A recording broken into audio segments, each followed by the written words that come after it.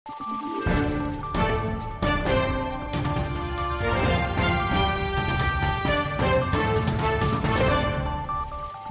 araw, Pilipinas! Ito ang Valiente News hatid sa inyo ng Office of the Vice President. Mas lumago pa ang negosyong milk tea at snack house ng isa sa maraming benepisyaryo ng Magnegosyo Today program sa Bacolod City. Ang karagdagang detalye ihatid ni Maribeth Adlawan. Patok ngayon sa panlasan mga Pilipino ang milk tea, kung kaya't ito ang naisipang negosyo ng Magnegosyo Today beneficiary na si Nelly. At dahil malapit lamang sa eskwelahan ng kanyang pwesto, presyong pangmasa ang kanyang mga paninda. Ngunit kwento ni Nelly, di madali ang pagnenegosyo, lalo na ang paghahanap ng puhunan. Pag-construct isang mga gamay-gamay lang namin ulubrawon mga utod ko. So dududra lang nag-start.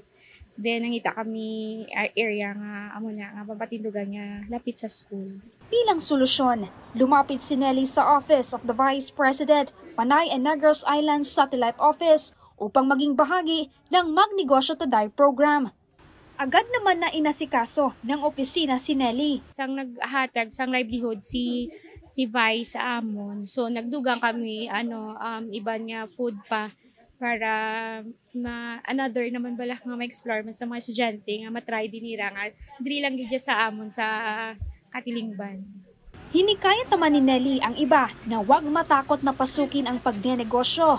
Dapat lamang anya na maging malikhain at samahan ng pagpupursige at paniniwala sa sarili. Kung anong ilahilig, i-pursue nila. Hindi sila magduwa-duwa. Kung may times nga doon gamay ang income, sige lang, enjoy lang. Vice, thank you gid sa mga opportunity sa assistance nga ginhatag mo sa amon. Especially sa amon mga small business owner nga nag-uumpisa pa lang. Thank you gid so much. God bless. Kagabay pa damo para mga pareho sa akon mabuligan sa diri sa amon sa Bacolod. Halin diri sa Bacolod City. Ako po si Maribeth Adlawan. Lahat para sa Diyos, bayan at pamilyang Pilipino. Valiente News. Abangan mga rekisito upang maging bahagi ng MTD program.